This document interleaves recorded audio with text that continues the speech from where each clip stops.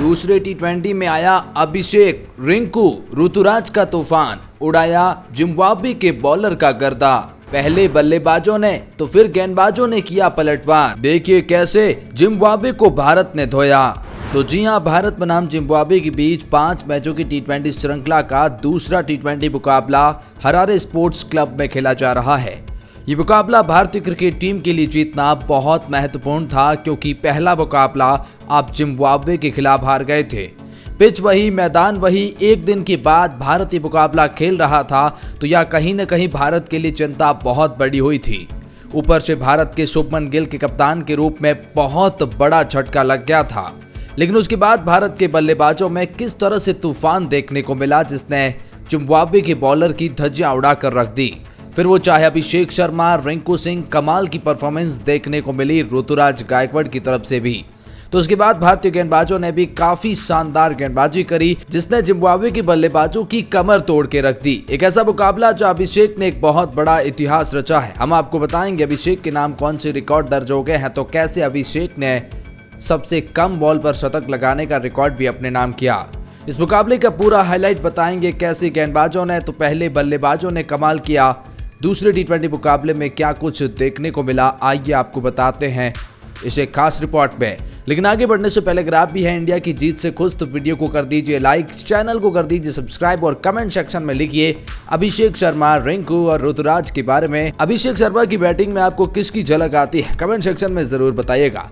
तो जी हाँ, भारत बनाम जिम्बाब्वे के बीच 5 मैचों की श्रृंखला का दूसरा टी20 मुकाबला खेला जा रहा था। भारत ने एक बार फिर टॉस जीता और इस बार पहले बल्लेबाजी करने का फैसला किया। कप्तान शुभमन गिल और अभिषेक शर्मा के रूप में भारत की ओपनिंग जोड़ी आई। शुभमन गिल के रूप में भारत को बहुत बड़ा और पहला झटका बहुत ही जल्द लग जाता है, जहां महज दूसरे ओवर में 10 रन पर ही शुभमन गिल आउट हो जाते हैं, 4 बॉल पर 2 रन खेलकर। लेकिन अभिषेक शर्मा और उसके बाद आए ऋतुराज गायकवाड़ ने एक अच्छी पार्टनरशिप करी। पहले देखते देखते अर्धशतकीय पार्टनरशिप कर डाली, उसके बाद वो शतकीय पार्टनरशिप हो गई और उससे भी बहुत बड़ी पार्टनरशिप। अभिषेक शर्मा आज बहुत ही शानदार फॉर्म में और लय में नजर आ रहे थे। बड़े बड़े शॉट लगाए हैं इस मुकाबले में। 8 छक्के अभिषेक शर्मा की तरफ से आते हैं और 7 चौके आते हैं। अभिषेक शर्मा ने पहले 30-32 बॉल पर हाफ सेंचुरी लगाई थी, लेकिन आगे आने वाली 13 बॉल पर उन्होंने एक और अर्धशतक लगाया और टोटल उन्होंने 47 बॉल पर 100 रन की पारी खेली। ये भारत की तरफ से तीसरी फास्टेस्ट शतक देखने को मिला है और सबसे कम इनिंग में ये नाम हो गया है अभिषेक शर्मा के, क्योंकि इससे पहले दीपक हुड्डा के नाम था, लेकिन अभिषेक ने सबसे कम इनिंग में भारत के लिए टी20 में शतक लगाने का रिकॉर्ड अपने नाम कर लिया है।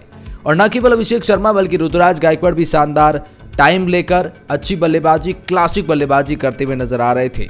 इन दोनों के बीच में एक अच्छी पार्टनरशिप देखने को मिली। एक तरफा जहां अभिषेक छक्कों का बौछार कर रहे थे, तो दूसरी तरफा ऋतुराज उस पारी को बिल्डअप कर रहे थे। लेकिन अभिषेक शर्मा ने शतक बनाने के बाद एक बड़ा शॉट खेला और चार्जअप में, जैसा कि आप जानते हैं, आउट होना तो स्वाभाविक है और आउट हो भी गए। 147 रन पर भारत को दूसरा बड़ा झटका 14वें ओवर में लगता है। 147 रन पर 2 विकेट अब भारत खो चुका था, जहां पहले 10 विकेट पे तो दूसरा 147 पे। उसके बाद आए रिंकू सिंह और ऋतुराज गायकवाड़। इन दोनों ने कमाल की बल्लेबाजी करी और खास तौर पर ऋतुराज ने फिर जो मोमेंटम बदला, आखिरी के ओवरों में अपनी बल्लेबाजी से विस्फोटकता दिखाई, अर्धशतक पूरा किया और देखते ही देखते काफी अच्छी बल्लेबाजी करी। उधर रिंकू सिंह भी बहुत ही कमाल की फॉर्म में दिखाई दे रहे थे। आखिर के कुछ ओवरों में रिंकू ने भी बहुत विस्फोटक अंदाज में बल्लेबाजी करी। 22 बॉल पर 48 रन की पारी रिंकू सिंह खेलते हैं, जिसमें 5 छक्के 2 चौके शामिल होते हैं। तो ऋतुराज गायकवाड़ भी 47 बॉल पर 77 रन की पारी खेलते हैं, 1 छक्का और 11 चौके शामिल है। ऋतुराज गायकवाड़ दूसरे ओवर में आते हैं और नॉट आउट वापस जाते हैं, तो बहुत बड़ा टाइम इन्होंने क्रीज पर दिखाया और इस तरह से भारतीय क्रिकेट टीम ने 2 विकेट खोकर एक बहुत बड़ा टारगेट 235 रन का जिम्बाब्वे के खिलाफ रख दिया। ये इतिहास में जिम्बाब्वे के खिलाफ इतना बड़ा टारगेट किसी टीम ने नहीं रखा था और उस लक्ष्य का पीछा करना वैसे भी उतना ज्यादा प्रैक्टिकल दिखाई नहीं दे रहा था। ऊपर से जिम्बाब्वे की शुरुआत हालांकि विस्फोटक अंदाज में जरूर करनी चाहिए, लेकिन 4 रन पर ही पहला विकेट इनोसेंट काया का लग जाता है, जो पहले ही ओवर में आउट हो जाते हैं और उन्हें आउट करने का काम मुकेश कुमार करते हैं। इसके बाद जरूर जिम्बाब्वे के 2 बल्लेबाजों ने विस्फोटकता दिखाई। 36 रन की पार्टनरशिप दूसरे विकेट के लिए की गई, जिसमें महादेव और ब्रायन बेनेट नजर आते हैं। खासतौर पर ब्रायन बेनेट ने 9 बॉल पर 26 रन की पारी खेली, 3 छक्के और 1 चौका लगाया, चार्जअप किया था भारतीय गेंदबाजों के ऊपर, लेकिन इन्हें आउट करने का काम भी मुकेश कुमार करते हैं। 40 रन पर ही जिम्बाब्वे को दूसरा बड़ा झटका लग जाता है तीसरे ओवर खत्म होते होते। देखते ही देखते 18 बॉल पर 40 रन तो जरूर जिम्बाब्वे ने बना लिए, लेकिन 41 रन पर ही तीसरा विकेट दायूस मायर का लग जाता है, जो एक बॉल पर 0 रन, खाता भी नहीं खोल पाए। आवेश खान की गेंद पर रिंकू सिंह से कैच आउट हो जाते हैं। उसके बाद सिकंदर रजा को भी आवेश खान आउट करते हैं। बाउंसर के साथ एक अच्छा कैच ध्रुव जुरैल पकड़ते हैं और देखते ही देखते जिम्बाब्वे को लग जाता है 46 रन पर ही चौथा विकेट।